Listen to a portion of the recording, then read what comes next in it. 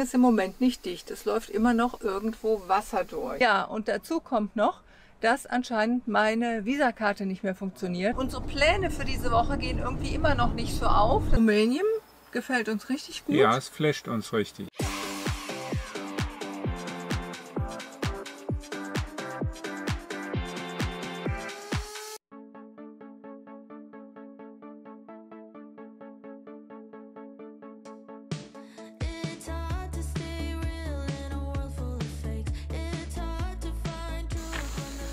Guten Morgen und herzlich willkommen zu unserem neuen Video.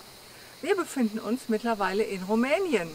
Wir sind gestern über die Grenze und haben hier einen wunderbar ruhigen Platz gefunden an einem kleinen einsamen Kloster in den Bergen. Es war noch ein bisschen spannend hier hinzukommen, weil wir waren erst an einem Parkplatz in der Stadt und da wurde es dann aber sehr laut rundum. Und dann haben wir uns so bei Einbruch der Dunkelheit entschlossen, nochmal was Neues zu suchen.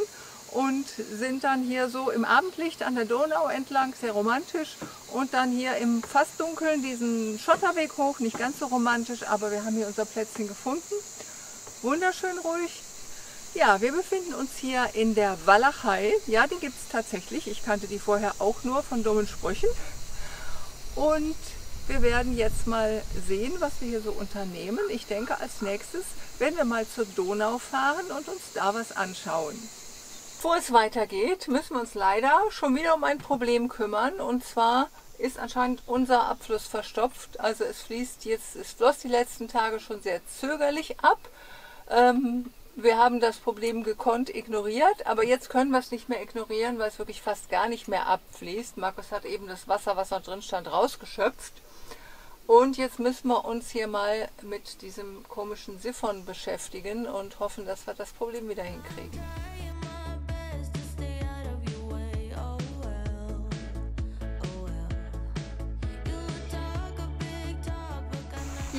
Da ist es. Also als ich es abgemacht habe, kam oben schon so ein dicker Pfropfen mit aus dem Schlauch und drin sieht es auch ziemlich eklig aus.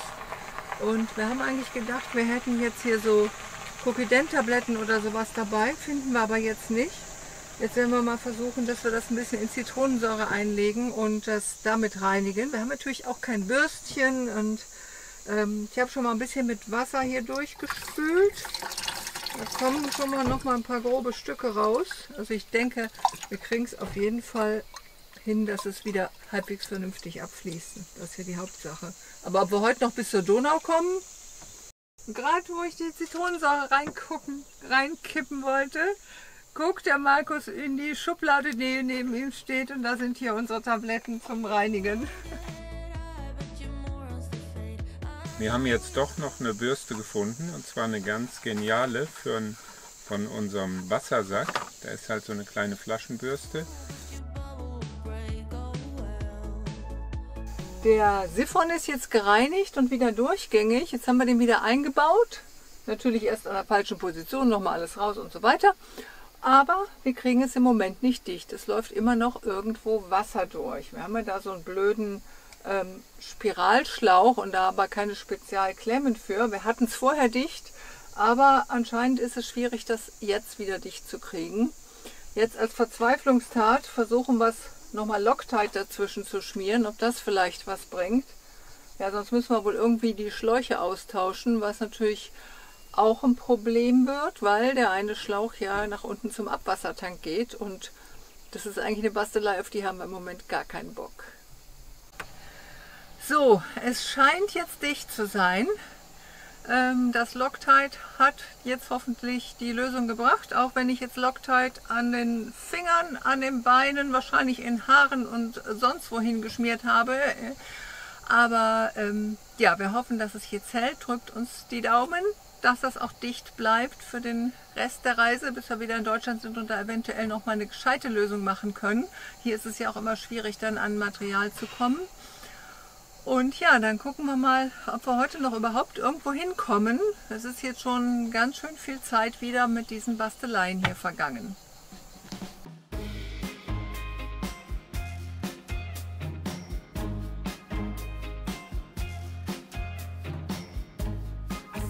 Jetzt haben wir doch noch ein Schiff gefunden, wo wir hier auf der Donau fahren können. Wir wollen uns ja diesen Donaudurchbruch angucken. Bisher hatten wir eben nur Schiffe gesehen, die man alleine chartern mussten. Die waren entsprechend teuer.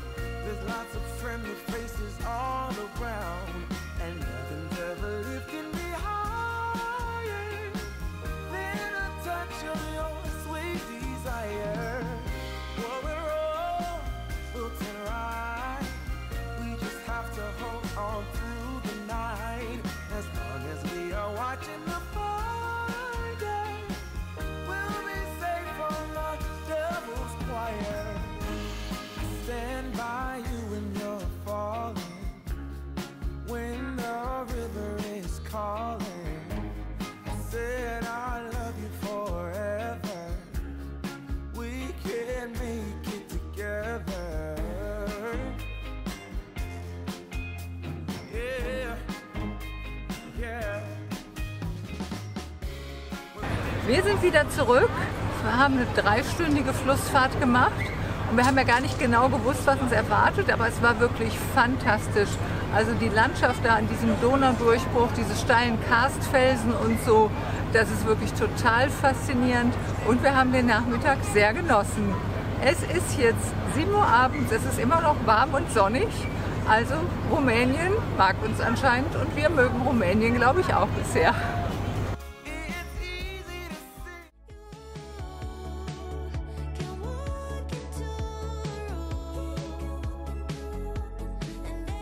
Guten Morgen. Guten Morgen. Wir haben jetzt Orschova verlassen und fahren jetzt entlang der Donau wieder ein Stück zurück. Also das waren wir ja auf dem Hinweg fast im Dunkeln gefahren, weil wir ja da abends noch den Stellplatz gewechselt hatten. Jetzt fahren wir es halt im Hellen und ist echt krass, wie breit die Donau hier ist. Die ist allerdings auch richtig aufgestaut. Da vorne ist dieses Staudammprojekt Eisernes Tor, wo ein Riesenstaudamm gebaut wurde. Ist auch ein großes Hydroelektrizitätswerk oder wie das Ding heißt. Also wird halt auch Strom produziert. Und ja, wir gucken mal, dass wir heute noch was Schönes machen. Heute ist noch gutes Wetter angesagt, soll sich wieder die nächsten Tage ändern. Und da drüben, das andere Flussufer, das ist übrigens schon Serbien.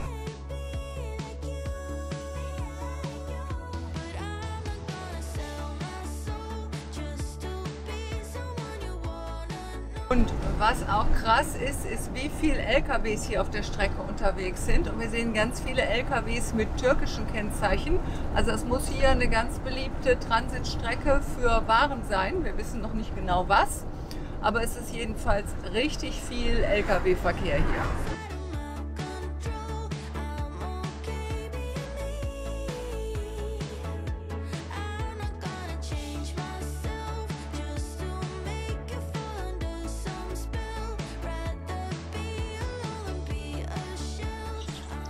So, der Tag schreitet mal wieder voran, ohne dass wir richtig vorwärts kommen. Wir waren jetzt einkaufen. Dann brauchten wir eine neue SD-Karte, weil die SD-Karte von unserer einen Kamera ist voll. Da mussten wir jetzt auch mehrere Adressen anfahren, ehe wir fündig wurden. Wir haben uns jetzt eine rumänische SIM-Karte geholt, aber die funktioniert jetzt nicht richtig. Also wir haben da kein 4G-Netz, obwohl wir jetzt mitten in der Stadt sind. Jetzt waren wir gerade nochmal in einem Orange Store und haben die gucken lassen, ob man noch was einstellen muss, aber die kamen jetzt auch nicht weiter.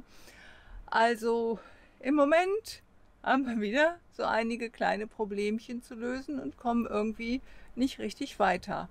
Ja, außerdem ist es jetzt auch richtig heiß geworden und wir wollen uns jetzt mal ein schattiges Plätzchen für die Mittagspause suchen und hoffen, dass wir da fündig werden. Ja, und dazu kommt noch, dass anscheinend meine Visakarte nicht mehr funktioniert. Ich habe jetzt in 3 Läden versucht, damit zu bezahlen. Also manchmal geht es ja einfach irgendwie nicht, aber es ging jetzt in 3 Läden nicht und ich vermute fast, dass die Bank mir die gesperrt hat, weil ich hier verdächtige Aktionen in Osteuropa habe oder so. Jetzt muss ich mal sehen, dass ich das Problem auch wieder gelöst kriege.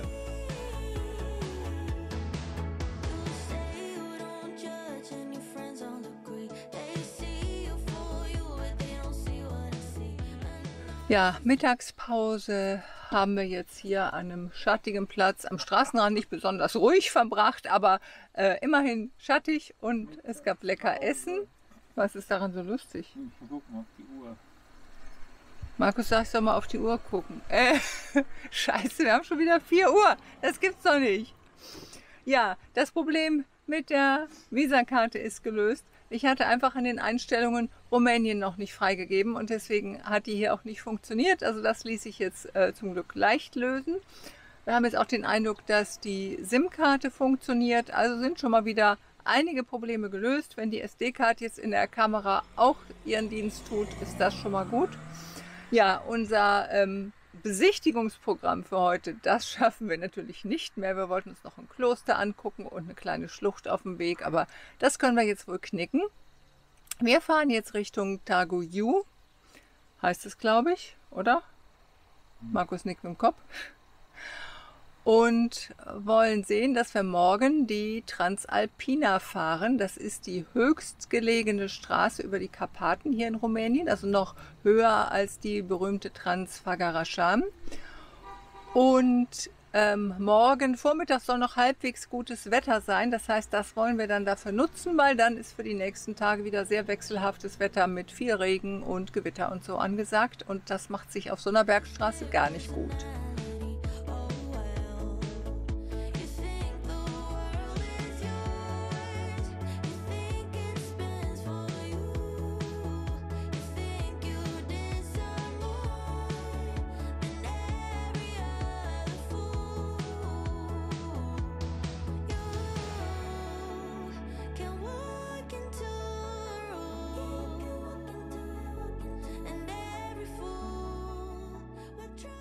Wie schön. Küchen.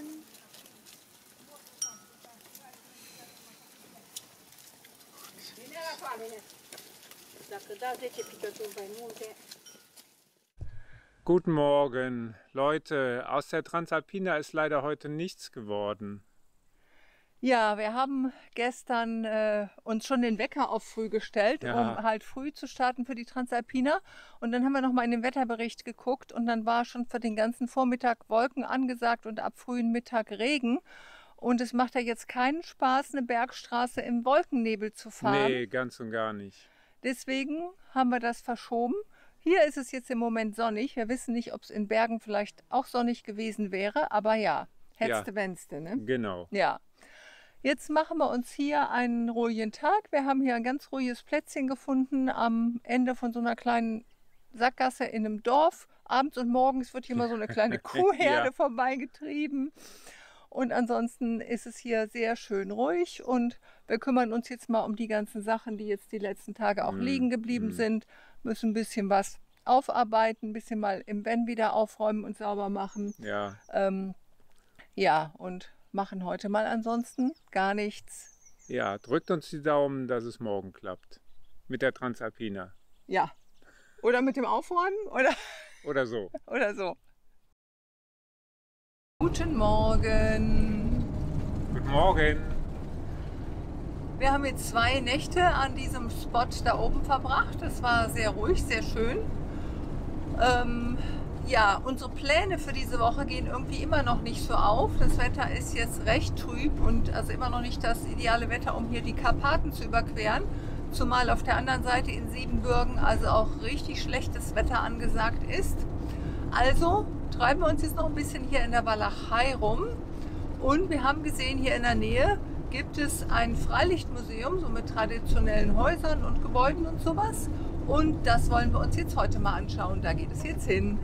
So, es war jetzt eine halbe Stunde Fahrt. Mülltonnen haben wir unterwegs nicht gefunden. Wir müssen nämlich eigentlich noch unseren Müll entsorgen. Aber ja, da müssen wir noch mal gucken. Jetzt sind wir jedenfalls hier am Freilichtmuseum angekommen. Und das schauen wir uns jetzt mal an.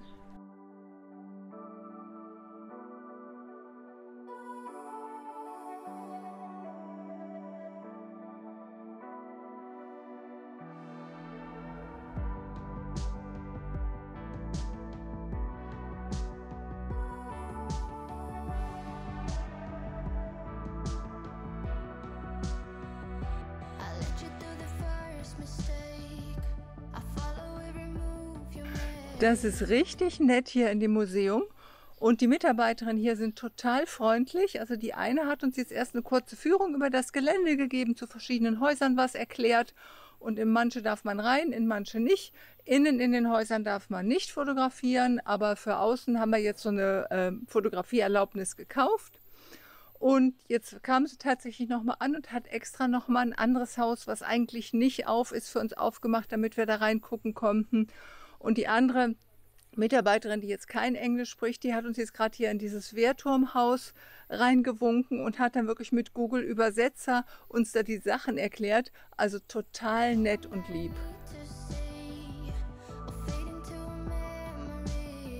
Diese Kutsche hier, die hat aber noch kein AdBlue.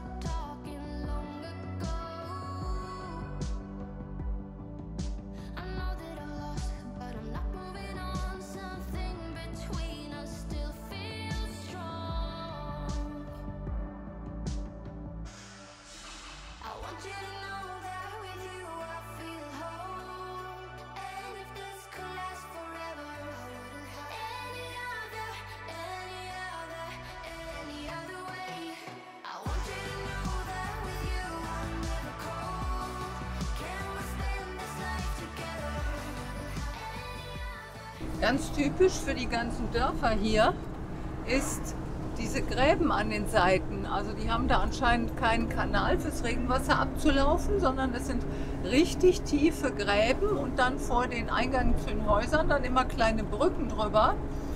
Und wir haben jetzt auch schon tatsächlich einige verunfallte Autos gesehen, die hier in diesen Gräben gesteckt haben, weil man da jetzt mal von der Straße abkommt. Da ist ja dann ganz schnell vorbei.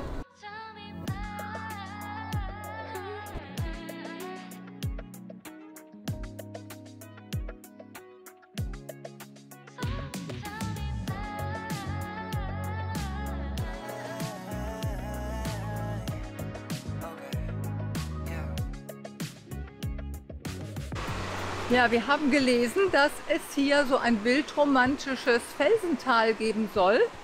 Und da fahren wir jetzt mal lang. Hier an der Seite rauscht dieser Gebirgsbach, links und rechts richtig steile Felsen. Und die Straße ist erwartungsgemäß jetzt nicht so super gut, lässt sich aber fahren. Und es ist auf jeden Fall ein tolles Naturerlebnis.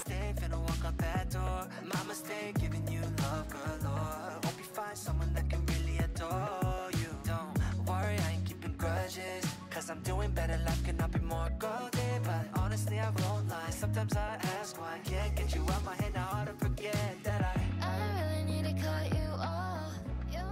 Und es ist ja heute auch richtig gut heiß draußen und ein bisschen schwül. Hier in der Schlucht ist es noch richtig schön angenehm von den Temperaturen her. Und wir werden jetzt hier auch mal Kaffeepause machen.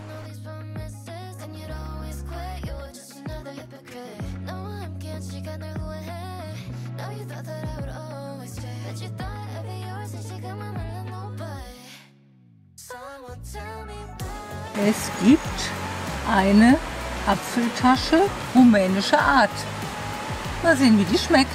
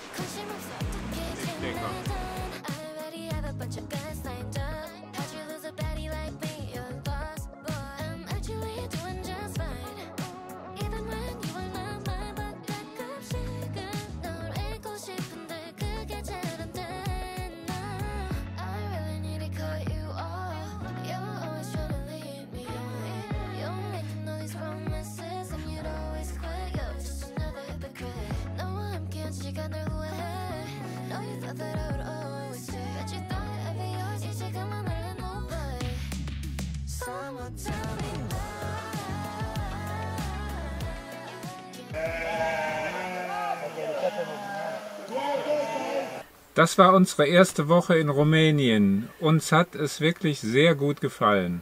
Ja, also auch wenn die Woche so einige Hindernisse und Missgeschicke und sowas mit sich brachte, um die wir uns kümmern mussten, haben wir aber doch so einiges Schönes auch erlebt. Und auf den ersten Eindruck müssen wir sagen, Rumänien gefällt uns richtig gut. Ja, es flasht uns richtig. Ja, und im Vergleich zu Bulgarien, wo wir ja die ganze Zeit so ein bisschen mit gefremdelt haben, fühlen wir uns hier doch jetzt sehr wohl. Ja, die Leute sind super nett. Also das ist wirklich das, was eigentlich der große Unterschied macht. Die Ja. Landschaft hier war ja in Bulgarien auch schön. In Rumänien ist sie auch sehr schön. Ja. Aber das mit den Leuten, das ist... Aber auch die Orte sind viel Super. gepflegter. Ne? In Bulgarien war es ja schon sehr deprimierend, durch diese Dörfer zu fahren, wo wirklich da 2/3 oder noch mehr der Häuser wirklich am Zerfallen waren, also wirklich Ruinen, und teilweise merkte man, dass trotzdem da noch Leute hausten. Und hier ist ja auch eine arme Gegend, aber trotzdem wirkt es sehr gepflegt und Ja. liebevoll und mit Blümchen vor der Tür und so weiter. Ja, damit verabschieden wir uns für dieses Video. Wir hoffen, es hat mal wieder Spaß gemacht. Und wie immer gilt, lasst uns gerne einen Kommentar da und wenn noch nicht geschehen, abonniert unbedingt unseren Kanal. Wenn ihr nichts verpassen wollt, drückt die Glocke, dann werdet ihr auch jedes Mal benachrichtigt, wenn ein neues Video kommt.